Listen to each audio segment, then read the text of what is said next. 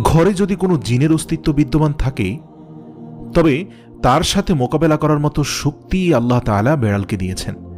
বেড়ালটি জিনের সাথে থাকা নেগেটিভ এনার্জিগুলোকেও শোষণ করে ফেলতে পারে। শুধু তাই নয়, বেড়ালের শরীরে আল্লাহ এমন একটি ব্যাকটেরিয়া দিয়েছেন যা কিনা আমাদের আশেপাশে থাকা সব ধরনের নেগেটিভ এনার্জিকে শোষণ করে নেয়। এছাড়াও বিজ্ঞানীরা বলছেন, আমরা যখন রাতে ঘুমাতে যাই তখন ঘরে পুষে রাখা বেড়াল সারা রাত ধরে আমাদের শরীর থেকে নেগেটিভ এনার্জি শোষণ করতে থাকে। আল্লাহ রাব্বুল আলামিন বেড়ালের মাঝে কিছু বৈশিষ্ট্য দিয়েছেন, যার কারণে এমন সুন্দর একটি মাখলুক আমাদের রোজকার জীবনের অংশ হয়ে উঠেছে।